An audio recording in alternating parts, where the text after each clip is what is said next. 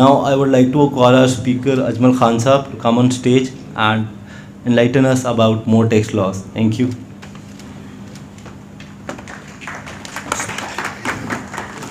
Thank you, Mukaddam. Mr. President, Mansha Shakira Sahab, Mr. Chairman, Appellate Tribunal Revenue, Mia Tokir Islam Sahab, my brother, our comrade, Chairman Custom Appellate Tribunal Hafiz Ansarul Haq Sahab. We have a long association, very good friend of us. हम गम और खुशी के साथी हैं. Then my brother, our partner, our colleague, Mr. Muhammad Mansha Shakira, the Honorable Judicial Member and former Executive Member of Pakistan, Supreme Court Bar Association Pakistan, Shaban Bhatti Sahab, this gentleman, accountant member, he has always smiling face. I am always impressed by his smiling face. Mr. Taqeed Sahab, Mr. Iftikhar Ahmed Sahab, the judicial member. Thank you very much. And my brothers, colleague, Umar Khan, Khaja Raz, Abu Zar, Mr. Babar Zaman, all the eminent lawyers of tax community. Assalamu alaikum. Today, Mr. President Mansha Shakira has ordered me to express my views on the Finance Act and the fiscal law of the country. I will start first of all from the amendment which has been brought in Federal Board of Revenue. The first amendment which has been brought in the Federal Board of Revenue Act 2007, it is in section 8, which relates with the delegation of the power. The board is competent to delegate its any power or all parts to chairman, to its any member and employee. Now through Finance Act 2024, the word employee has been omitted, meaning thereby now the powers, the board cannot delegate its power to any employee of the Federal Board of Revenue. This is very important because FBR is a regulator. That's why I took this amendment from here. Now next please, Custom. Hafiz Saab is there, he is the chairman of Appellate Tribunal Custom, Pakistan. The first amendment which has been brought, that has been brought in the definition. And definition clause is a mirror of that statute. Definition clause is a mirror of that statute, and it is a dictionary of that statute. And it plays a very, very important role whenever we require the interpretation of that statute. Therefore, the law has borrowed two definitions. They have inserted two new definitions in the Custom Act, that is nuclear material and radioactive material. These words have been borrowed from Pakistan Nuclear Regulatory Authority Ordinance 2001. The meaning which they have in that act of the authority, Pakistan Regulatory Authority Act 2001, they have the same meaning in the Custom Act 1969. The other amendment which has been brought, the two new directorate in custom has been established. The first is Director General of National Targeting Center, NTC, National Targeting Center, and other directorate is Trade-Based Money Laundering, TBML. These have been established through the Finance Act 2024. Now a new section has also been inserted, that is the delegation of power. As we are well aware that there is delegation of power in sections 32 of the sale tax, it is a paramaterial dose. The board cannot delegate the power of a higher officer to its lower authority. For example, the board can delegate the power of the commissioner to its additional commissioner, or power of the additional commissioner to the deputy commissioner, assistant commissioner. It is lower to higher. But with board, now here is character, the board can delegate its power to chairman or member, or director or members to director. Similarly, the director can exercise the power of the member can exercise the power of the chairman, and the board, the collector can exercise the power of the director general or something like that. They can, but it is from lower to the higher rank. This is petty material with section 32 of Sale Tax 1990. Intestment of the custom officer. Now this law has once again amended, and the National Command Authority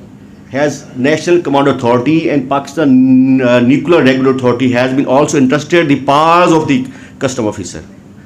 They have been, although there were the powers of the police, provincial police or police in every province or any country or federal territory of Pakistan, Islamabad, they can exercise the power of the custom officer. Now the two other authorities, Pakistan Nuclear Authority and the other authority, थोड़ा सा ऊपर कीजिएगा, NCA, that has also been entrusted the powers of the custom officer.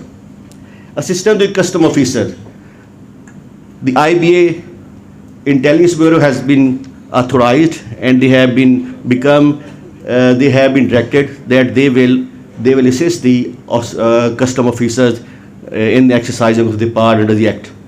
Validation of exemptions, there were circulars that were supposed to be placed. They were extended up to 30th of June 2024. Now it has been extended to 30th of June 2025. Provisional determination of liability under Section 81. Earlier, provisional determination of value was not allowed. Cases where valuation ruling issued under Section 25 was there, irrespective of the fact that whether any review or revision of such value ruling was pending. Now, the FRASI has now extended this restriction to situation with publication of the valuation ruling is in field. Earlier, if the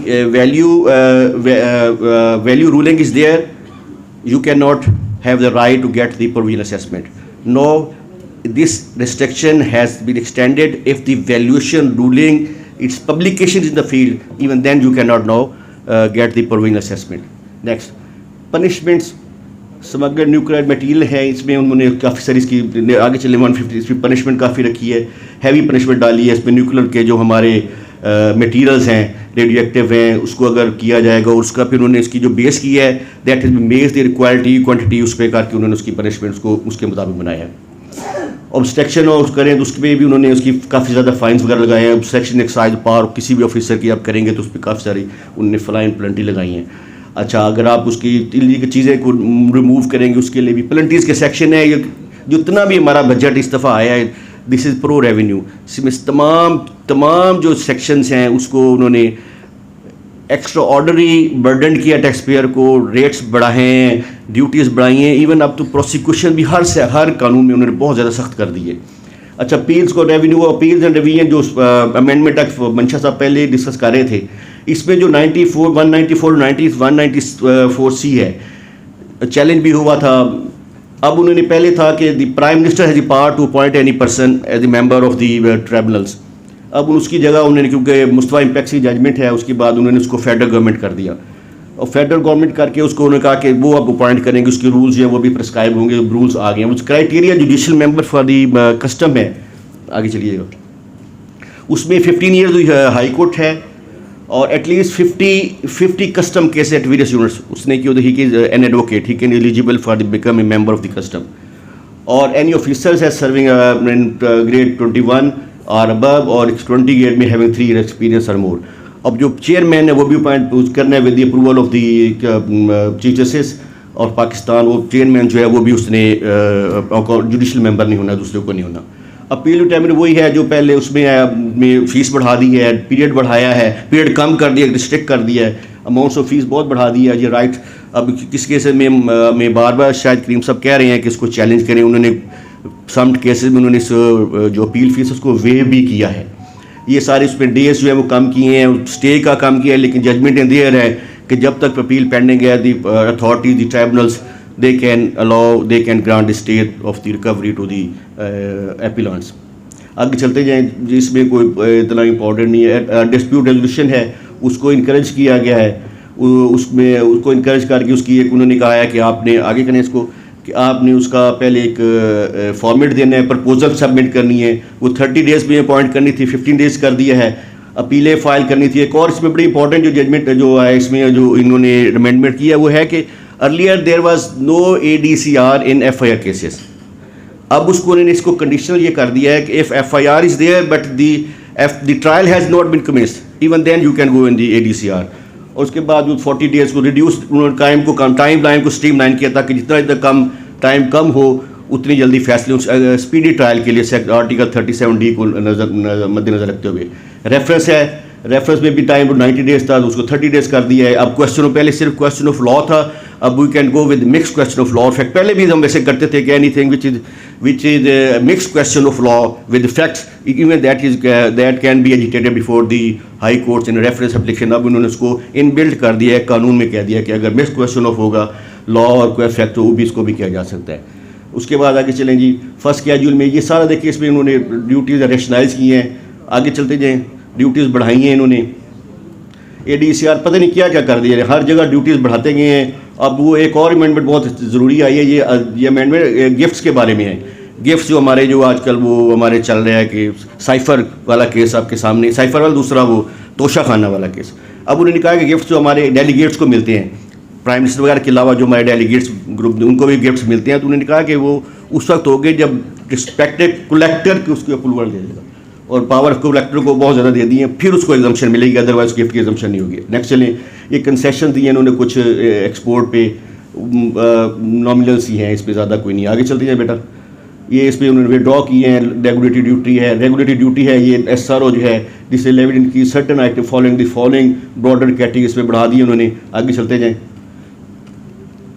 ये बढ़ाई है ADCR, सारा कुछ उन्होंने revenue measures हैं, उसमें कोई important ऐसी बात नहीं है जिसको हम डिस्कस करें, इसको आगे स्किप करें, आगे चलें। अब हम चलते हैं इनकम टैक्स की तरफ, क्योंकि मेरे पास टाइम बहुत शॉर्ट है, 1 बजे हमारा लंच शुरू हो जाएगा और उससे पहले क्वेश्चन आंसर भी हैं। अब डेफिनेशन क्लास, जैसे मैंने पहले कहा कि डेफिनेशन क्लास जो है that's very important, that's a mirror to that statute और that's a dictionary of that statute, और it plays very important role in the interpreting of that statute. ये उन्होंने बोर्ड की, वही मैंने कहा बोर्ड की जो उन्होंने सेक्शन 8 वाली है उसमें उन्होंने इंसर्ट कर दिया है। अब ये देखिए एक सरचार्ज लगा दिया है सेक्शन 4A(b) और 149 में। अब जिस भी एक एसोसिएट पर्सन इधर और salaried person, individual associate person और सैलरीड, उसकी अगर इनकम जो है वो 10 मिलियन से ज़्यादा है तो उस पर 10% सरचार्ज लग जाएगा। कितने जुल्म की बात है कि ये एक नया उन्होंने सरचार्ज लगा दिया है। उसके लिए उन्होंने अमेंडमेंट एडवांस टैक्स में उस पर भी कर दी है। और बाकी लेकिन इसमें एक्सक्लूजन जो है थोड़ा सा आगे चलें, फाइनल टैक्स वालों को एक्सक्लूजन है अगर वो इंडिविजुअल है, स्पेशल रेट वालों को एक्सक्लूजन है, कैपिटल गेन्स और लिस्टेड सिक्योरिटी इमूवेबल प्रॉपर्टी इस तरह उसको एक्सक्लूजन है। टैक्सी और बिल्डर जो मंशा साहब ने इसको कल डिस्कस कर दिया है, इसमें उन्होंने 3 कैटेगरीज बनाई हैं, एक है बिल्डर, सेकंड जो है डेवलपर है और थर्ड हाइब्रिड है। और उसके 12, 15 और पहले है 10, 15 और 12% का रेट उन्होंने प्रिस्क्राइब किया। और उसकी जो ये मिनिमम टैक्स है, उसके बाद जैसे मंशा साहब पहले इस पर डिस्कस कर चुके हैं, उसके बाद जो उस पर ज़्यादा टैक्स लगे। ये 37(6) में आई है कि जो है ना एट द टाइम ऑफ, अब क्या जो टैक्स कटना था, विद होल्ड होना था, अब उन्होंने कर दिया है कि at the time of payment या at the time of return share whichever is earlier, उस पर उन्होंने टैक्स विद होल्ड करना है। नेक्स्ट चलें जी, थोड़ा सा अब उन्होंने एक ये स्पेसिफिक है PIA के लिए, पहले 6 ईयर एवरी जो हमारे जो लोग हैं दूसरे पर्सन हैं जितनी कंपनीज हैं, प्राइवेट लिमिटेड कंपनी है, पब्लिक लिमिटेड कंपनी, उनको है कि they can carry for the losses for 6 years. लेकिन PIA को उन्होंने स्पेसिफिक किया कि वो they can carry for the losses for 10 years. 65F में ये स्पेसिफिक है कोल के लिए और स्पेसिफिक प्रोवेंस के लिए। कोल में अगर आप वो भी पावर जनरेशन में it is use in the province of the Sindh, you can get the 100% benefit credit of the credit. अगर लेकिन उसी एंटिटी की कोई और इनकम है तो उस पर जो क्रेडिट उसको नहीं मिलेगा। नेक्स्ट चलेंगे, exemption partner share in profit of AOP। अब पहले सेक्शन 92 में था कि आपका जो जितनी भी आपका शेयर आता था AOP दैट वाज एग्जेम्प्ट, लेकिन अब उन्होंने क्या कर दिया है कि कंडीशन इम्पोज कर दिया है और उन AOPs की किया है which have the turnover more than 300 million. अगर उसकी है तो if they want to avail that concession then they have to submit their audited account from the chartered accountants और मैनेजमेंट अकाउंट। चार्टर्ड अकाउंट का बहुत फायदा कर दिया मंशा साहब तो माशाल्लाह, ये तो हाइब्रिड है, पहले ही चार्ट वकील भी हैं, चार्टर्ड अकाउंटेंट भी हैं, इनके लिए देखो कितनी अच्छी चीज़ कर रहे हैं। अब एक नया कंसेप्ट उन्हें लेट फाइलर का, मैं ज़रा रश कर रहा हूँ कि टाइम थोड़ा है। इंट्रोडक्शन या न्यू फाइलर और लेट फाइलर का कंसेप्ट मंशा साहब वैसे पहले इस पर डिस्कस कर चुके हैं, इसको मैं स्किप करता हूँ। ये 100 सेक्शन 100(b)(a)(1) में उन्होंने ये लेके आए हैं। आगे चलते जाएँ जी। अच्छा जी, हाँ, यस, ये भी इंपॉर्टेंट है। ये सेक्शन 108 में restriction on claim of sale promotion advertisement expenses. अब जो है उन्होंने जो आपके एडवर्टीजमेंट के एक्सपेंसेस हैं, प्रमोशन के, एडवर्टीजमेंट के, रॉयल्टी के, उसको उन्हें रिस्ट्रिक्ट कर दिया 75%, 25% वो डिसअलाउ हो जाएंगे इन दैट ईयर। अच्छा, नेक्स्ट आए जी, ईयर ऑफ डिस्कवरी, ये पहले भी आया था, अब दोबारा ये आ गया 111(2)(a) में आया कि डिस्कवरी हुई, डिस्कवरी जिस ये साल में होगी उससे प्रीसीडिंग ईयर में वो ऐड हो जाएगा। ये पहले भी कानून आया था, परमिट टू, अब दोबारा इन्होंने फिर इंट्रोड्यूस कर दिया। Restriction on the foreign travel of non filers, ये बड़ी एक नई अमेंडमेंट आई है जिसमें उन्होंने कहा है कि ऐसे लोग जो नॉन फाइलर हैं उनके एक तो मोबाइल्स बंद कर दिए जाएंगे जैसे हुआ पिछले दिनों में, और उनकी जो टेली कनेक्शन ख़त्म हो जाएंगे, और जो है ना ये FBR को empowered किया है to also instruct restriction travel such person who are citizen of Pakistan। लेकिन इसमें एक एक्सक्लूजन भी है। एक्सक्लूजन एक तो लॉ ने दे दी है कि जो नाइकोप वाले हैं, माइनर्स हैं, स्टूडेंट्स हैं, पर्सन प्रोसीडिंग अब्रॉड फॉर हज और उम्रा, इनकी एक्सक्लूजन है। और अदर क्लासेज जो बोर्ड जो है उसको नोटिफाई करेगा थ्रू नोटिफिकेशन ऑफिशियल गजट में नोटिफाई भी करेगा। लेकिन इसमें यह है कि बोर्ड जो है इसमें किसी को इंक्लूड नहीं कर सकता, उसने एक्सक्लूड करने हैं इस प्रोविजन से कि कौन कौन से मजीद लोग भी बाहर जा सकते हैं। लॉ ने तो कह दिया है कि नाइकोब, minor students, person proceeding about for हज और उम्रा, उसके अलावा बोर्ड को पावर दी दे, किसी और को उसने करता वो भी उसको कर सकते हैं।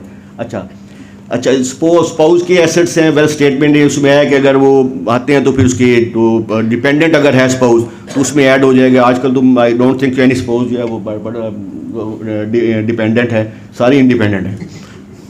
अच्छा, सेक्रेटोरियल बेंच मार्क है, बेस्ट जजमेंट वो पहले थी सॉरी, लेकिन अब उन्होंने कहा है कि FBR नोटिफाई करेगा सेक्रेटोरियल, जैसे मंशा साहब ने सेक्रेटोरियल आपको पढ़ाया, आपको लेक्चर दिया है कि स्टील सेक्टर है, प्रॉपर्टी वाले हैं, दूसरे जितने भी सेक्टर्स हैं, उनके लिए नोटिफाई करेगा कि इसकी ये जो है रेशियो है वो कर देगा। और उसकी बेस पे अगर आपने रिटर्न नहीं दी या आपने कोई डिफ़ॉल्ट किया है, comply, you fail to comply with any notice issued by the officer, then the officer can make best adjustment in the light of that secretarial benchmark, तो वो कर सकते हैं। अपील्स रिवीजन है, वही है सेक्शन 126A 127। मंशा साहब से काफ़ी सारा इस पर बहस कर चुके हैं। इसका एक चार्ट आपके सामने है कि फोरम है, टैक्स ये डिमांडेड है, एक्सप्लेनेशन जो टैक्स डिमांड है अगर वो not exceeding 10 million 20 million income tax में तो CR अपील के पास जाएंगे। सेल्स टैक्स में 10 मिलियन है डिमांड और उसके बाद फेडरल एक्साइज में 5 मिलियन और एपलेटिव रेवेन्यू में या नेक्स्ट थोड़ा नेक्स्ट उसमें 20 मिलियन से अब एक्सीड करेगा 10 मिलियन से, तो वो जो है वो ये डिमांडेड टैक्स है। डिमांडेड टैक्स क्रेडिट के बाद जो टैक्स होगा वो होगा। अच्छा, reference to the high court, वही बात आ गई। रेफरेंस टू हाई कोर्ट यहाँ पे पहले 90 डेज था, 30 डेज कर दिया है। 1000 पे थोड़ा पर करें, 1000 फीस थी, बल्कि 100 रुपये फीस थी, 100 थी, अब उसको 50,000। It's very very harsh, very very harsh. के बड़े बड़े इंपॉर्टेंट पॉइंट होते हैं, लेकिन टैक्स थोड़ा होता है, लेकिन क्वेश्चन ऑफ लॉ इतना इंपॉर्टेंट होता है, it has lot of bearing other cases, तो फिर उसके लिए प्रॉब्लम क्रिएट हो जाती है। लोग कहते हैं ये टैक्स दे देते हैं कि हमने उसमें जाना है। अब उसने वही बातें बाकी मंशा साहब पहले कर चुके हैं, इसको आगे करते हैं। अच्छा, पीरियड ऑफ लिमिटेशन वही जो इन्होंने ये 239/18 में ये माशाल्लाह मंशा साहब उसमें उन्होंने आर्ग्यू किया था और चेयरमैन साहब ने उसको दिया, उन्होंने उसी को इनकॉर्पोरेट कर दिया है कि जो 6 बाद में जो ऑर्डर आएंगे उस पर वो ला लग जाएगा। अच्छा, कमिश्नर के पास, हाँ यस, जो आपका 147 एडवांस टैक्स है उसमें you have to submit your propose या estimated turnover for the year for the quarters. पहले एक दफ़ा उन्होंने कहा था कि कमिश्नर को रिजेक्ट करने की पावर थी, वो फिर विड्रॉ हो गई थी। अब दोबारा उन्होंने उसको कमिश्नर साहब को पावर दे दी है कि वो आपके वो जो आपका प्रपोज या एस्टिमेटेड जो आपके टर्नओवर है या जितने भी अकाउंट्स हैं उसको रिजेक्ट कर सकता है। और अगर कर देगा, पहले 120% उसका बढ़ा के देना था लास्ट ईयर से, अब 120 था, अब 120 कर दिया उन्होंने। अच्छा जी, हाँ जी, अब फाइनल टैक्स अबॉलिशमेंट की रिजीम है, इसमें जो मिनिमम टैक्स आया अब उन्होंने ये किया है कि हमारा जो ये एक्सपोर्ट वाला है सेक्टर उसको भी उन्होंने कहा है कि ये मिनिमम टैक्स है। आगे चलते जाएँ, ये रेट्स हैं, मुख्तलिफ रेट्स हैं लगाए हुए, ये आप देख लीजिएगा। इसमें आपके पास अगर कहेंगे, हाँ ये this is very important, minimum value of import for collection of advance tax. अब होता ये था कि जो eight the time of import वहाँ पे जो वैल्यू उसने असेस करना है, अब उन्होंने कहा है कि FBR को ये पावर दे दी है कि value of any goods, minimum value of good can be determined bye the FBR for the purpose of income tax. Add होगा कस्टम सेल्स टैक्स, उससे बाद लगेगा, लेकिन वो वैल्यू जो है उसकी जो है वो मिनिमम वैल्यू में FBR जो है उसको नोटिफाई करेगा। लेकिन यहाँ पे क्वेश्चन आएगा कि जो वैल्यूएशन रूलिंग है उसमें क्या कंट्राडिक्शन है या नहीं है, इस पर हम बाद में डिस्कस करेंगे। ये मेरा पॉइंट है, इसको नोट कर लीजिएगा। जब हम पैनल डिस्कशन करेंगे आफ्टर लंच 3rd सेशन में, तो उसमें ये बात डिस्कस करेंगे। अच्छा, अब दूसरा है रिस्ट्रिक्शन ऑन कमिश्नर। उन्होंने पहले आपको एग्जाम्पशन सर्टिफिकेट मिल जाता था, अपना एग्जाम्पशन सेट 100% एग्जाम्पशन, आप अपना एडवांस टैक्स पे करें, you get exam certificate from commissioner. अब क्या किया है उन्होंने, अब उन्होंने कमिश्नर साहब को इख्तियार दिया है कि वो सिर्फ रिड्यूस्ड रेट दे सकता है, रिड्यूस्ड रेट पे। I have challenge provision before Lahore high court Lahore, KNN food के केस में मैंने किया, उसको मुझे स्टे भी मिला है। तो मैंने ये कहा कि ठीक है, ऑल राइट, हम इसको मान लेते हैं। मैंने अल्टरनेटिव ले लिया है। मैंने कहा कि अगर वो हमसे हमें वो रिड्यूस दे रहे हैं तो फिर एडवांस टैक्स भी माशाल्लाह माशाल्लाह। तारिक साहब तशरीफ ला रहे हैं जी, वेलकम तारिक साहब। Thank you.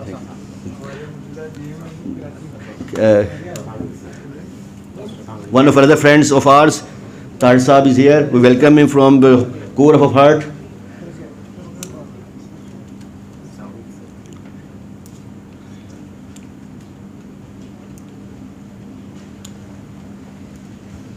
अब कमिश्नर जो है आपको रिड्यूस रेट दे सकता है। इसको मैंने आई हैव चैलेंज बिफोर, जिसमें मुझे नोटिस हो गया, एडमिट हो गया और स्टे भी मुझे मिला हुआ है। मैंने वहाँ पे उनके सामने केस पुट किया है कि अगर if they want to give me reduce rate तो फिर एडवांस टैक्स भी रिड्यूस रेट में ले लेना। पहले 100% एडवांस टैक्स लेते हैं तो फिर मुझे 100% एग्जम्पशन दे दें। मुझे 80% अगर उन्होंने मुझे दे लेना तो मुझे 80% का एडवांस टैक्स ले लें ताकि वो रैशनलाइज हो जाए। तो उस पर उन्होंने एडमिट कर लिया। अब नेक्स्ट डेट है सितंबर की 27 पे, देखते क्या होता है। अच्छा जी, अब ये पेनल्टी वो penalty prosecutions return final case discontinue करेंगे तो पेनल्टी है with 10,000 rupees per day, 50,000 rupees individual के उन्होंने लगा दिए। ऑफेंसेस भी लगा दिए उन्होंने। 1 ईयर आपको प्रोसिक्यूट करना है जनाब। 1 ईयर तो 2 अवेलेबल तो है लेकिन प्रोसिक्यूशन है। अच्छा, पेनल्टी फॉर स्मॉल ट्रेडर जो आजकल वो आई हुई है, स्कीम आई है, ताजर दोस्त है शायद, शॉपकीपर के लिए अगर वो अपनी रजिस्ट्रेशन नहीं कराएं तो उसके लिए उन्होंने हैवी उनके कहा है कि we will seal the premises for 7 days for first default and 21 days for subsequent default. ये भी बड़ी हार्श है। Penalty for not complying with the FBI general order. ये देखिए, अब उन्हें FBI ने कहा कि वी डिस्कनेक्ट द मोबाइल्स। उन्होंने कहा जी हम नहीं करते, देयर इज नो प्रोविजन। अब उन्होंने कहा अच्छा ठीक है भाई, आप नहीं करते। उन्होंने प्रोविजन ले आए हैं। उन्होंने कहा जो हमारा बात नहीं मानेगा उसको 50 मिलियन की जो है पेनल्टी है। जो हमारे जितने भी जो है ना मोबाइल ऑपरेटर फर्स्ट डिफॉल्ट पे, फिर उसके बाद जो 100 मिलियन है फॉर ईच सब्सिक्वेंट डिफॉल्ट। माशाल्लाह माशाल्लाह, ठीक है। अब penalty for person who fails to pay tax at the time of the making payment of shares. ये उसके बाद वो भी उन्होंने पेनल्टी और इंक्रीज कर दी है। प्रोसिक्यूशन फॉर नेक्स्ट चलते जाएँ जी। हाँ जी, ये जहाँ पे रुकेगा। अब ये penalty for and prosecution for company and association of persons. अब उन्होंने कहा कि हम करते क्या थे कि हमने लास्ट ईयर भी किया कि 7 का टैक्स लग गया तो उसको हमने कॉलम को खाली छोड़ दिया ताकि वो जो है ना हमारा IRS उसको कैलकुलेट ना करे। तो हम ये करते नहीं। अब उन्होंने क्या किया है, उन्होंने कहा कि जो AOPs और कंपनीज हैं अगर वो उन्होंने कहा कोई खाना भी खाली छोड़ दिया रिटर्न का तो जनाब आ जाए फिर इधर मैदान में और पेनल्टी दें। 500,000 है और 10% tax chargeable whichever is higher माशाल्लाह। उसके बाद पनिशमेंट कन्विक्शन भी है और कितने fine prison of term not 1 year available तो है लेकिन 1 साल की सजा भी है। अगर इतनी है कि अगर आप तमाम कॉलम जो है आपके रिटर्न के वो फिल इन नहीं करेंगे। डिफॉल्ट से चार्ज है। अब डिफॉल्ट से पहले काइबोर प्लस 3% था या 12% था। अब उन्होंने कहा कि दोनों में से जो हायर होगा वो आपको लगेगा। अच्छा, ये दिस इज़ वेरी इंपॉर्टेंट। ये 2 से 31 230 के आया इसमें। ये इनकम टैक्स में भी है, सेल्स टैक्स में भी, FED में भी है। इनको अगर tax fraud investigation wing IN पहले मौजूद है और भी पता नहीं क्या क्या मौजूद है। और एक नया tax fraud investigation wing TFIW। ये किसने करना क्या है? It has been introduced the sales tax federal excise to establish TWIF to detect analyse. सुनिएगा ज़रा इंपॉर्टेंट, ये प्लीज़ ये सुनिएगा ज़रा इंपॉर्टेंट है। To detect analyse investigate combat and prevent tax fraud. अब इसकी जो इसकी कंपोजिशन है वो क्या है ये गौर से देखिएगा। फ्रॉड इंटेलिजेंस टैक्स और इंटेलिजेंस एनालिसिस यूनिट बनेगा। फ्रॉड इन्वेस्टिगेशन पर एनालिसिस वाला अलहदा होगा, इन्वेस्टिगेट यूनिट अलहदा होगा, लीगल यूनिट अलहदा होगा, अकाउंटेंट्स यूनिट अलहदा होगा। चलिए ये तो रेलिवेंट है ना जी, लीगल भी रेलिवेंट है। Digital forensic and science scene of crime unit जो होते हैं ना, ये दूसरे काफ़ी डेंजरस जो हीनस क्राइम है वो भी उन्होंने इसको भी डाल दिया। और एडमिनिस्ट्रेटिव यूनिट और इसके अलावा अभी भी वो खुश नहीं हुए तो कहते हैं any other unit as may be notified the board by notice in official gazette the function jurisdiction and powers of the TFIW and its officer will be notified by the FBR in official gazette. ये एक और आप माशाल्लाह ये आ गया tax payer के sir के ऊपर। अच्छा, एडवांस टैक्स डिटेल और 236G और 236H मंशा साहब ने पहले कर दिया है। पहले सेक्टर वाइज था, अब उन्होंने सारे सेक्टर निकाल दिए हैं। अब respect of the sector you are suppose to deduct tax at a time of supplies. इसको हमने चैलेंज तो किया है since 2016। Once we are going to win this case लेकिन फॉर्चुनेटली अनफॉर्चुनेटली वो अटॉर्नी जनरल साहब ने कहा जी मुझे टाइम दो थोड़ा, मैंने डिस्कस करना है, सेक्रेटरी साहब से डिस्कस करना है या कुछ करना है, तो उन्होंने टाइम दे दिया। उसके बाद ये केस फिक्स नहीं होने दिया जा रहा। हमारी इसमें क्या हमारी सबमिशन क्या थी वो आज भी है। मैंने अभी रिसेंट एक और भी जज की इसको किया है, मैंने रेड फाइल की, जिस पर फिर नोटिस हुए हैं। हमारी सबमिशन ये है कि दिस टू सेक्शन है converted income tax into state tax. मैं सप्लाई कर रहा हूँ तो मैं इनकम टैक्स कैसे कर रहा हूँ, नॉट मेकिंग द पेमेंट। और ये 158 सेक्शन 158 है, उसके साथ ये बिल्कुल कंट्राडिक्ट करता है। वो कहते हैं टैक्स कटना है eight the time of payment, लेकिन यहाँ पे मुझे उन्होंने क्या कहा है कि मैं सेल कर रहा हूँ तो मैं उस पर टैक्स काटूँ। एक तो हमारे यहाँ पे पता है उधार पे सेल होती है, क्रेडिट पे होती है, सेल भी जाए टैक्स भी जाए, ना मैं सेल लेने जाऊँ कुछ हो, ना मेरे पास जैसे सप्लाई है, सुई गैस वाले सप्लाई करते हैं, उनके पास पावर है को आपका कनेक्शन काट देते हैं। इलेक्ट्रिसिटी वालों के पास भी है, वो सप्लाई कर रहे हैं, लेकिन उनके पास पावर है, टैक्स काट। मेरे पास तो ऐसी पावर भी नहीं है, ना कि मेरे पास फौज है, ना कोई ऐसी चीज़ है कि मैं उसको इम्प्लीमेंट करूँगा। उन्होंने ये वो माशाल्लाह बाबा जी शेख साहब was very much convince with us. वो ऑर्डर ने इसको वल्टा वारी करार देने लगे थे, लेकिन जनाब अटॉर्नी जनरल साहब ने आए, उन्होंने कहा जी हमें टाइम दें, हम इस पर देखेंगे। लेट्स सी, अब इंशाल्लाह कोशिश मैं कर रहा हूँ कि अक्टूबर में लग जाए केस। अच्छा जी, उसके बाद ये रेट्स हैं उन्होंने बहुत ज़्यादा बढ़ा दिए हैं, लेकिन इसमें यह किया है कि उन्होंने 35 to 45 कर दिए इंडिविजुअल्स के और AOP के, लेकिन कॉर्पोरेट सेक्टर को उन्होंने नहीं छेड़ा, उसके वही रहने दिए। इट मीन्स कि they want to encourage the corporate sector, they should come forward, they get themselves registered with SECP, और उसमें उसको उन्होंने रेट नहीं बढ़ाया। ये उनके लिए इंसेंटिव है। सैलरी के रेट बहुत बढ़ा दिए हैं इन्होंने, वो भी जाती है। चलते हैं रेट्स आप देख लीजिएगा, उसमें कोई ऐसी चीज़ नहीं है। कंपैरिजन है, बस स्लो करें बच्चे, स्लो करें पिछले उसमें नीचे आए।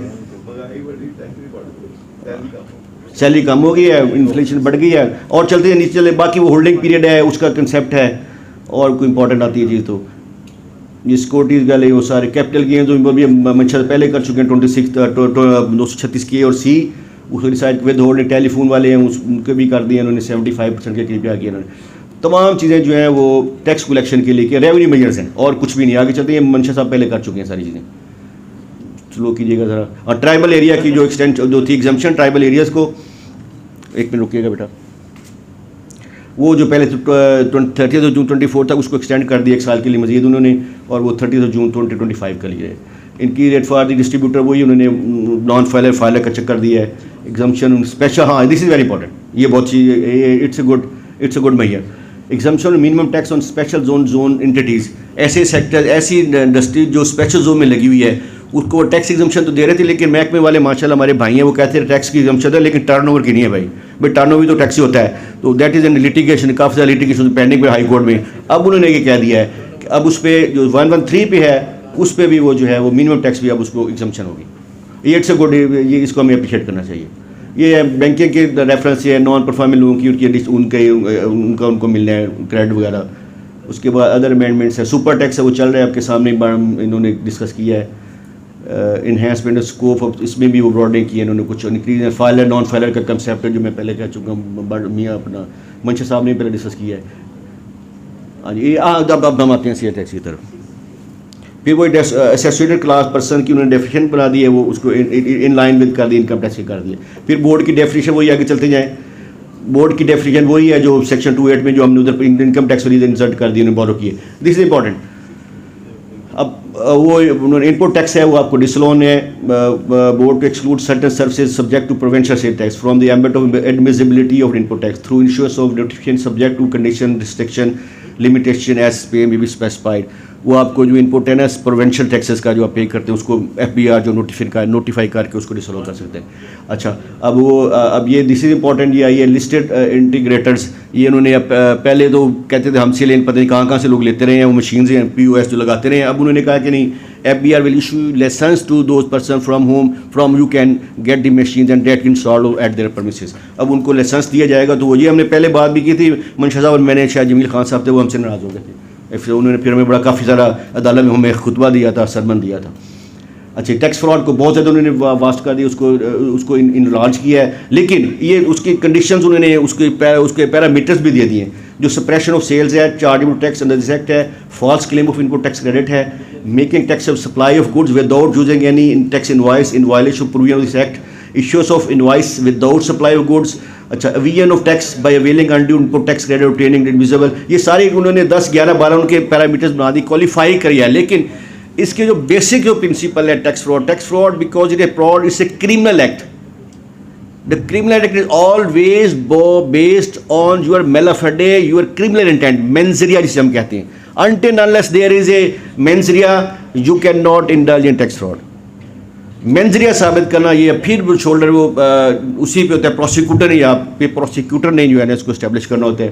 क्यों जी ताड़ साहब, if I am not wrong, यहाँ बर्डन, लेकिन बर्डन शिफ्ट भी करने से वो नैब में है, नैब में तो है इसी प्रोविजंस हैं, लेकिन ये वो अभी जजमेंट जो आई है ये फूड वाली, जो रोज़ फूड वाली अतर मिनल साहब की, उन्होंने कहा नो, उन्होंने कहा नो, उन्होंने कहा नहीं, सुप्रीम कोर्ट की जजमेंट है, रोज़ 2024 में रिपोर्ट है, उन्होंने कहा नो, ये इट इज़ नॉट पॉसिबल। उन्होंने कहा अगर ऐसा है तो there is no provision in the sales tax act as there is in custom और देयर इज़ इन नैब में, नैब ऑर्डिनेंस में भी ऐसी प्रोविजन है और इसमें भी है। इसलिए सेल टैक्स जो है ये बर्डन शिफ्ट नहीं कर सकते आप लोग, ये आप नहीं साबित कर, प्रोसिक्यूटर नहीं साबित करना है। और उन्होंने एक और बड़ी इंपॉर्टेंट बात की है, उन्होंने ये भी कहा है कि हमारी कोर्ट्स भी बैठी, उन्होंने कहा है कि you cannot prove tax fraud until unless you get audit of that person.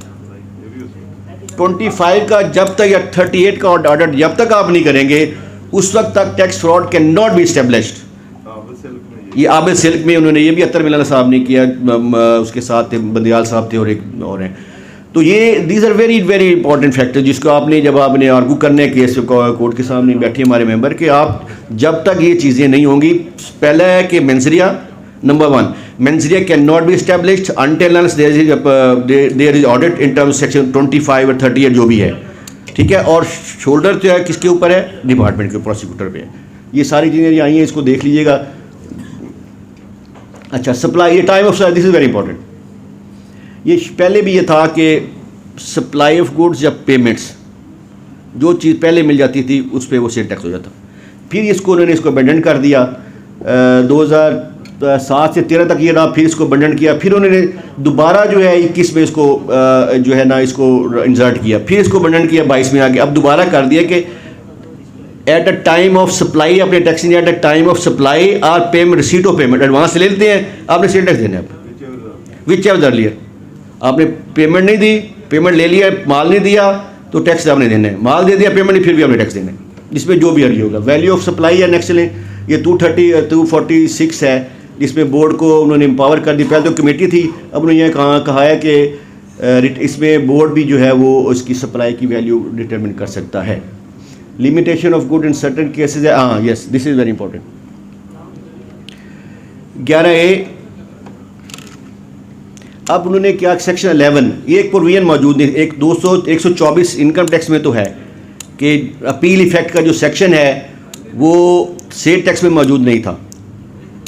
मैं एक आर्गू कर रहा था, मेरा अपना केस था, शायद करीम साहब के पास, ट्रिब्यूनल मेरे हाथ फिर में किया था, शायद करीम साहब के पास में गया तो मैंने उनको कहा कि मैंने सर ये रिमांड के बाद केस है, रिमांड के बाद जब केस आया है तो इसके पे वो प्रोविजन ऑफ सेक्शन 11(5) जो है लिमिटेशन लगनी है। उन्होंने कहा नो इस पर नहीं लगनी, उन्होंने खिलाफ कर दिया, सुप्रीम कोर्ट गए, सुप्रीम कोर्ट में जाके ये होल्ड हुआ कि जो 120 डेज़ की लिमिटेशन है वो रिमांड से बाद भी लगनी है और पहले भी लगनी है।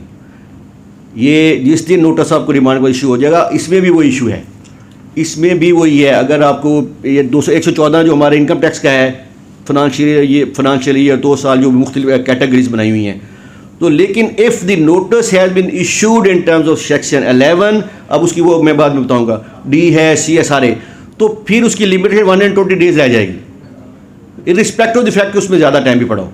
तो ये ज़हन में रखना है कि अब उन्होंने इसको इनकॉर्पोरेट कर दिया, एक नया सेक्शन उन्होंने दे दिया है 11B को, ये डील करता है 124 और ये अपील इफेक्ट का सेक्शन है। आगे चलें जी, बेस्ट जजमेंट असेसमेंट आप देखें 11D एक नया सेक्शन डाला है। इनकम टैक्स में 121 है, इसमें बेस्ट जजमेंट दे दिया है उन्होंने, लेकिन इसमें तो हैरानकुन बात है कि वो तो टैक्स दे नहीं रहा, he is just agent, he is just passing it on, अपना टैक्स उसका जमा करा के बाकी उसमें तो वो टैक्स उसने देना है, ये तो उस एंड कंज्यूमर का टैक्स है। और उस पर भी ये उन्होंने कहा कि अगर वो रिटर्न नहीं देगा, उसमें कैटेगरी लगा दी है, लेट देगा, जो हमारे नोट्स का जवाब नहीं हम उस पर बेस्ट जजमेंट कर सकते हैं। ये this is against the I think the spirit of the VAT set 1990। अब असेसमेंट ऑफ टैक्स, इसको थोड़ा बेटा यहाँ पर रुकिएगा। इसमें उन्होंने जो सेक्शन 11 था उसको उन्होंने बाइसेक्ट कर दिया है, बाइफिकेट कर दिया है, उसको कट पीस कर दिए। अब एक सेक्शन 11 है, अब section 11E, 11F and 11G। अब जो इलेक्शन 11E है, इसमें वो असेसमेंट होनी है जो असिस्टेंट कमिश्नर ने करनी है, जिसमें कोई टैक्स जो है वो शॉर्ट पेड, नॉट पेड, जितनी भी कंडीशन है वो यहाँ रुकिएगा बेटा, include by way of collusional deliberate act, उसमें कौन सा सेक्शन लगना है? 11E। अब उस सेक्शन को पहले तो तमाम 11 में थे, अब उन्होंने क्या कर दिया कि 11E अलहदा को ऐसा टैक्स या ऐसा रिफंड आपने ले लिया है या ऐसा टैक्स जो आपने पे नहीं किया या शॉर्ट पे किया है और विद कलूजन किया है और डेलिब्रेट किया है तो 11E में होगा। उसकी असेसमेंट किस में होगी? 11E में। नेक्स्ट चले जी। अच्छा 11F, अब ये शॉर्ट पेड है, ये वो जो था 4A था, ये विद होल्डिंग वाला है कि अगर विद होल्डिंग करते हैं तो फिर उसके ऊपर विद होल्डिंग टैक्स, जैसा हमारा 161 है, पहले 52 होता है इनकम टैक्स में, इसमें 11(4)A था, अब उसको उन्होंने कर दिया है 11F।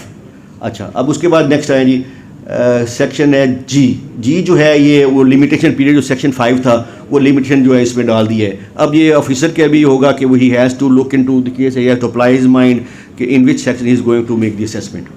अच्छा अब नेक्स्ट आ गई G D decision, blacklisting पहले और सस्पेंशन ऑर्डर पास करना था, ज़रूरी था उसके लिए।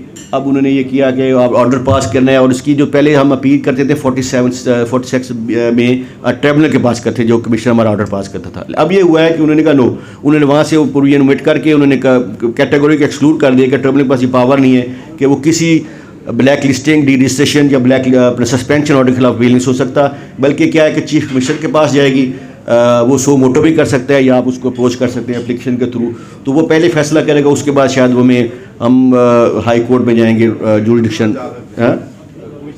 चीफ ट्रिब्यूनल में चले जाएँ या हाई कोर्ट में चले जाएँ, दोनों अवेल कर सकते, या फिर सेक्शन 7 में FBI एक्ट 2007 में भी आप रिप्रेजेंटेशन कर सकते हैं। Next audit, this is very important. ये उन्होंने तमाम सेक्शन जो था ना ऑडिट का, पहले था ये एक्सेस ऑफ रिकॉर्ड, हम भी ये कहते थे, बार बार हमने शोर बहुत डाला, शुरू से हम लगे हुए हैं, हमारी जजमेंट भी हुई, सुप्रीम कोर्ट में पेंडिंग पड़ी है कि ये तो एक रिकॉर्ड था, रिकॉर्ड ही लेना है, उस पर ऑडिट कहाँ है? दो के उसमें सबस्टेंस में सेक्शन में था लिखा हुआ कि ही कैन कंडक्ट ऑडिट, लेकिन हम कहते थे उसका जो नॉमेनक्लेचर है, जो उसकी हेडिंग है, वो तो है इसके ऊपर सिर्फ एक्सेस टू रिकॉर्ड को एक्सेस कर ले, कुछ नहीं कर सकते।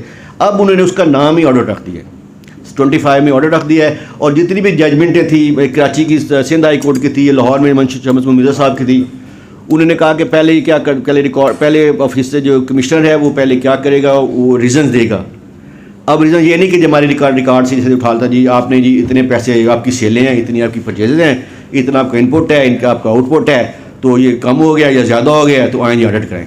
अब नहीं, अब उन्होंने कहा दिस शुड बी सब्सटैंशियल, उसमें रिस्क बेस्ड भी कमिश्नर साहब ने लिखना है, he has to record his reason. एक इसमें और उन्होंने कहा है कि आपको अपॉर्चुनिटी बीइंग हर्ड दे या ना दे, it's depend upon the commissioner, लेकिन it is contrary to, it's violation of the article 10A 10 आने के बाद he is bound to do it. और ये भी इस प्रिंसिपल ऑफ लॉ जूरिस्प्रूडेंस है कि when ever any authority is passing an order, he has to give opportunity being heard to the other person who is being affected by it। लेकिन वो जहाज़ साहब ने उसमें कहा है, अलादीन वाली थी ना, अलादीन वाली जजमेंट है सुप्रीम कोर्ट, उन्होंने कहा कि audit of case, collection for audit of case does not create any prejudice against the tax payer. लेकिन फिर भी अगर ऑर्डर होना है, अब उन्होंने कहा ऑर्डर होगा, फिर वो ऑथोराइज़ करेगा ऑफिसर को, not below the rank of assistant commissioner, और वो ऑथोराइज जो ऑफिसर होगा और he will send intimation with the reasons to the piece होगा, और जब ऑर्डर होगा तो आप अपीलेबल होगा। इसको फिर हम देखें 46 में जाते हैं तो फिर रेट, इसका मतलब रेट लाई नहीं करेगी, जाएंगे चेयरमैन साहब के बाद नई नई चीज़ें आएंगी इनके बाद, तो बेटा रुकिएगा भी।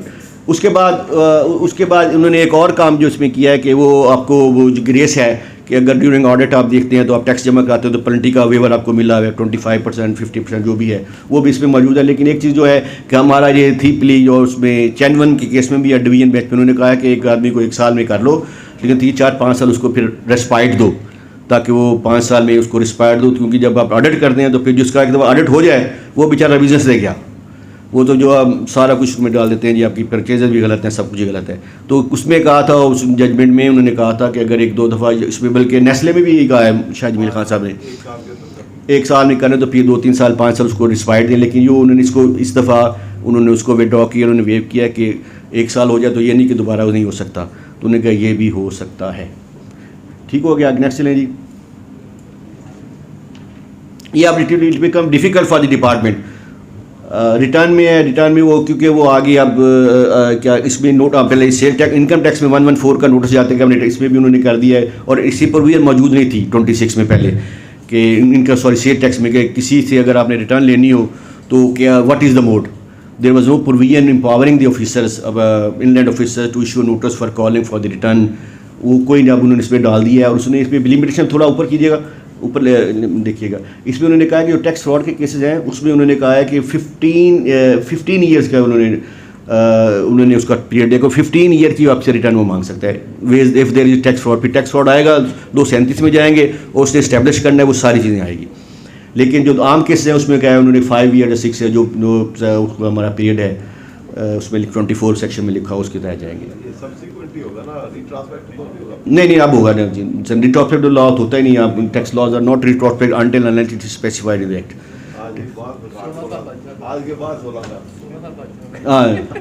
The requirement of maintaining state tax record under Section 24 of the Act is for a period of 6 years after the end of the tax period to which the record relates or till the finalization of assessment appeal or after proceeding। फिर वही आगे tax fraud investigation वही उन्होंने इसमें inbuilt कर दी, same, no change at all. Penalty है वो हो पेनल्टी और प्रोसिक्यूशन माशाल्लाह फिर वही धड़ाधड़ पेनल्टी लगाई जा रहे हैं। और इंटरेस्टिंगली अब आपने डिस्कस कर लिया ना सारा, वो सेक्शन 37 के तहत क्यों पढ़ना था, फर्दर होना था, उन्होंने उसको उड़ा दिया है। वो 37(3) में भी आके जो आपने सारा डिस्कस, इसलिए मैं आई एम स्किपिंग दैट। अब इंटरेस्टिंगली जो हमारा बहुत ज़्यादा बेटा रुकिएगा, हमारा बहुत ज़्यादा इनसे रिक्वेस्ट रही है लॉ मेकर से, हमने इसमें प्रपोजल दिए हैं कि काइंडली एक टैक्स पेयर के लिए इतनी पेनल्टीज़ हैं, तो पहले जैसे होता था माशाल्लाह भट्टी साहब बैठे हुए हैं तो कीर साहब भी तशरीफ़ रखते हैं, हम टैक्सी प्रैक्टिस करते हैं, विक साहब भी हैं। पहले होता था कि एक नंबर ऑफ़ केसेस अगर वो रिवर्स हो जाए किसी ऑफिसर के तो उसकी ACR में भी लिखा जाता था। हम चाहते हैं कि ऑफिसर के पास भी देयर शुड बी बैलेंस, क्योंकि जो कहते हैं ना playing field, balance playing field होनी चाहिए दोनों के लिए। यहाँ पे टैक्स पेयर बेचारा तो वो उसको तो तबाह कर दिया इन्होंने, इसलिए लोग पीपल रनिंग। आप तुर्की में लोग जा रहे हैं अपना बिजनेस लेके शिफ्ट कर रहे हैं, कोई टर्की जा रहे हैं, कोई बांग्लादेश जा रहे हैं। बांग्लादेश भी हालात ख़राब, लेकिन mostly people are going to Turkey. ऐसे ना खाए साहब, वो लोग आते हैं हमारे पास, ही हमें किसी तरह पैसा बाहर लेके जाने के मशवरे दें, तो मैं कहता हूँ ठहर जाओ, चुप करो यार, आ जाएँ। अब सेविंग क्लास वही आ गई जो पहले उनका ऑर्डर है तोकीर साहब को उन्होंने इसमें बिल्ड कर दिया। नेक्स्ट बेटा चलें। हाँ 73 में अब उन्होंने कहा कि एक मंथ में अगर पहले तो होता कि हमारे जो टैक्स कंसल्टेंट भाई हैं हमारे, वो क्या एक बंदे से 50-50 हज़ार की 7-8 लोन ले लेते थे एक ही टैक्स पीरियड में। अब उन्होंने कहा कि एक पर्सन से आपने सिर्फ एक ही 50,000 की लेनी है, अगर उससे अब जाएगी तो फिर you have to go aggregate का वर्ड है, 50 से ज़्यादा होगी तो फिर आपने उसमें थ्रू क्रॉस चेक पेमेंट करनी है। ये आगे 3rd शेड्यूल में है, उसमें उन्होंने कुछ किया एडवोलम DAP में early subject to sale tax rate of 5%, ad valorem finance is made available to the base of retail price. 5th schedule read section 4 में है, previously subject to set rate of 0%, उसको उन्होंने बढ़ा दिया है, उनको उठा लिया, उसको मुख्तलिफ रेट। आगे चलो बच्चे, ये इसमें कोई इंपॉर्टेंट चीज़ें नहीं है, पढ़ने वाली है, ये पढ़ लीजिएगा बैठ के। थोड़ा ऊपर थोड़ा सा जो मैंने बोल्ड किया। Through exemption zero rating, time खत्म हो रहा है sir. Through exemption and zero rating, through exemption and zero, मेरा I was suppose to start my lecture at 11, अब वो देख के माशाल्लाह लगा हुआ है, इसलिए मैं रश थ्रू कर रहा हूँ। Through the Finance Act, sale tax exemption and zero rating provided in respect of such good and related raw material components are withdrawn, and supply of such finished article is made subject to sale tax at reduced rate 10% under the relevant provision entry of 8th schedule। अब वो आगे चले बेटा 13 आ जाए, उसमें 6th schedule है, चलते हैं। इसमें एक और जो बड़ी डेंजरस है वो मेडिसिन के हवाले से, थोड़ा बेटा ऊपर करो।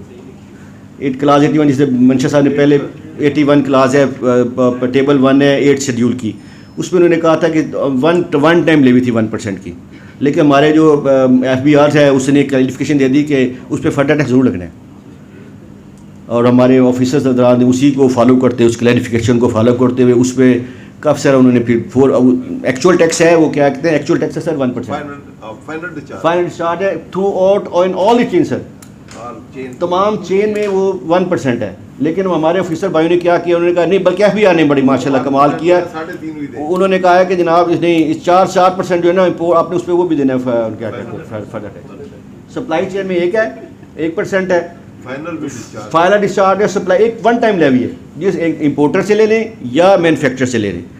उसके जितनी भी चेंज है उस पर 1% है, वो अभी नहीं देना किसी ने। लेकिन महकमा ने अभी आने का नो नो नो नो, आपने फर्दर टैक्स चार्ज जरूर देने। 3.5 बोलते ना, एक वो लेजिस्लेट एक लगाया, वो कहते 3.5 हो। नहीं 4% सर, 4% हो गया। वो लिटिगेशन हाई कोर्ट तक आई हुई है।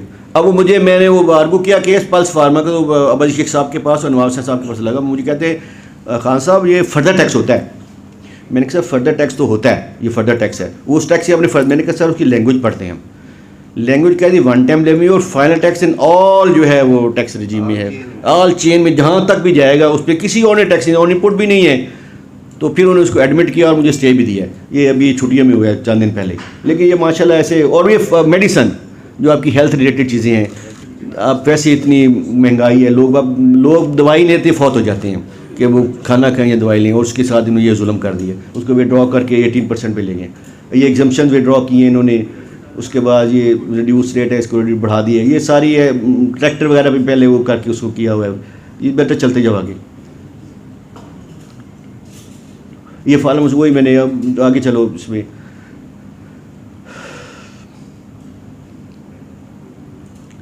बेटा ये जनाब I think it's over for the state tax. आगे चलें बच्चे। अब आ गया फेडरल एक्साइज, फिर डेफिनेशन क्लास है। वो डेफिनेशन बोर्ड की है, वो इंपॉर्टेंट, क्योंकि बोर्ड में अब क्या हुआ है कि बोर्ड के पास, जी हाँ, when ever the word board is mentioned, board mean the board or chairman or the member to whom their powers have been delegated। जहाँ पे इनकम टैक्स में है, सेल्स टैक्स में है या एफईडी में है, बोर्ड का मतलब है कोई एक मेंबर है जिसको डेलीगेट कर दिए, या चेयरमैन है या कोई और आदमी है। तो इसलिए ये बड़ा इंपॉर्टेंट है। अब इसमें भी वही सारी डिफ़ॉल्ट सरचार्ज है जनाब, उन्होंने वही 3% जो मैंने हमने कर दिया। अब आप आगे ऑफेंस देखिएगा ज़रा, ऑफेंसेज एंड पेनल्टीज, थोड़ा ऊपर के नहीं बेटा, ये ऑफेंसेज एंड पेनल्टीज में भी देखिएगा। वो क्या कहते हैं जी, a fine has been introduce on a person who fails to install or removes plant and machinery having value of 50 million and above without prior permission of the commissioner। अब commissioner साहब के पास चलेंगे तो माशाल्लाह वो तो फिर deed may be extended to ₹50,000 or 5 times of the duty involved whichever is higher and माशाल्लाह आगे देखिएगा and imprisonment which may extend to 5 years or both। उसकी अपनी मशीनरी है, वो बेचारा इंस्टॉल करने आ रहा है, फैक्ट्री लगाना चाहता है लेकिन परमिशन लेनी है। अगर उससे बेचारे लगा लिए और याद नहीं तो वो जनाब 5 साल के अंदर जाएगा। और कौन शख्स इस मुल्क में आके बिजनेस करेगा? फैक्ट्री कोई और चलाएगा। फैक्ट्री का tax authority has been power to seal retail outlets of the retail cigarettes packs. ये तो सिगरेट वालों को तो अच्छा किया इन्होंने। आगे सिगरेट ये वही इस्टेब्लिशमेंट और टैक्स वर्ड में सेकेंड जो उधर सेल टैक्स इसमें सेक्शन 29 ए है। आगे चलते जाएँ। सेविंग है वही वाला माशाल्लाह इधर भी उन्होंने कर दिया, जो चेयरमैन साहब की जजमेंट थी उन्होंने उसको कानूनी बना दिया। इट्स वेरी गुड कि वो हमारी अदालतों से भी कुछ ना कुछ गाइडलाइन ले रहे हैं, क्योंकि अदालतों में जब होते हैं तो काफ़ी ज़्यादा हमारे जो MNA भाई हैं हमारे बैठे हुए हैं, जो ठीक है they are the voice of the public, they are voice of the nation, लेकिन they are not experts. Expert से अगर वो ले लें, और कभी भी हमने देखा है जो हमारा FBR है वो कभी भी ये कोशिश नहीं करता कि वो अपने हमारे एक्सपर्ट से कोई हमारे कोर्ट से कोई गाइडलाइन ले ले। वो हमेशा उसके एक कंट्रेरी चलता है। वो ट्रॉट है, वो मुखालिफ सिमत में चलता है, वो जब भी चलता है मुखालिफ। लेकिन यहाँ पे मेहरबानी है उनकी कि उन्होंने हमारे चेयरमैन साहब की और हमारी बेंच की बात मानी है। ये न्यू एंट्रीज हैं, इस पर FCD लाया है, लगाया इन्होंने, चलते जाएँ। और वेरी डेंजरस जो मंशा साहब पहले डिस्कस कर रहे थे, ये फिर इन्हांसमेंट ऑफ FED है, रेट्स इन्हांस करते गए हैं चीज़ों मुख्तलिफ चीज़ों पर। और चल सिगरेट पे तो किया बहुत शक, सिगरेट पे किया इन्होंने बहुत शक, इधर रोकिएगा। Increase in retail price of cigarette. Retail price of different trials of the cigarette manufactured in Pakistan has been increased at the tabulated table below, resulting in retaining different brands in the same tiles despite pricing due to the inflationary factors। ये उन्होंने rate बढ़ाए, ये तो बहुत शक। आगे चलें, उसकी प्लेंटी भी आगे चलने बेटा, इसकी प्लेंटी भी उन्होंने आगे रोकिएगा। न्यू सिगरेट ब्रांड आप नहीं बना सकते, उस पर उन्होंने लगाया है। उसके बाद minimum price cigarette reduce on brand, कि उन्होंने एक ब्रांड, उन्होंने कहा ब्रांड पे भी हमने जो है रिस्ट्रिक्शन लगा दी है कि मिनिमम प्राइस पे अपने ब्रांड भी करनी है। वो चेंज कर लेते हैं, ब्रांड बना लेते हैं, नया लेके आ जाते हैं, उनका नो आप नया भी नहीं बना सकते।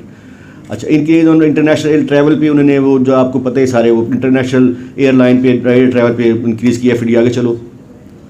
अब जो कंट्रोवर्सी आएगी ना, वो आएगी जो उन्होंने ये हमारे प्लॉट्स वगैरह पे जो इस पर लगाई है ना FED। पहले भी 2011 तक it was in the act. जब 18th अमेंडमेंट वाज देयर, उसके बाद क्या किया तो उन्होंने इसको ओमिट किया यहाँ से। उन्होंने कहा because the provincial authorities under this their prospective sales tax acts they are collecting taxes on the services, therefore they omitted this. अब in the present same scenario वही चीज़ मौजूद है। अब उन्होंने दोबारा अब 13 साल बाद उसको दोबारा ले आए हैं। एक बार फिर ये मेट्रो लिटिगेशन में मुझसे एक क्लाइंट ने अप्रोच किया है कि सर इसकी करें अपना रेट दायर करें, और इंशाल्लाह रेट दायर करेंगे इसके ऊपर। लेकिन आवाम को तंग करने के लिए वो इसका, जैसे मंशा साहब ने पहले फरमाया है कि ये सेक्टर तो गया ना, जो हमारा जो है कंस्ट्रक्शन वाला, रियल स्टेट वाला, वो तो गया ना। ये कंडीशन एग्जाम्पशन है, ये सारी ऐसी उसमें आगे और चलो देखते हैं क्या है। I think this is all over. मैंने कोशिश की है शॉर्ट टाइम में, थैंक यू वेरी मच, आपने मुझे पेशेंस हियरिंग दी है, और ऑर्डर था कि थोड़ा सा टाइम है आपके पास, तो मैंने 4 एक्ट कोशिश की है कि आपको एक बर्ड आई व्यू दे दूं कि हुआ क्या है इसके अंदर, कौन कौन जो इंपॉर्टेंट हैं चीज़ें। मंशा साहब ने पहले डिस्कस कर ली, कुछ मैंने भी अपनी जहरात की है।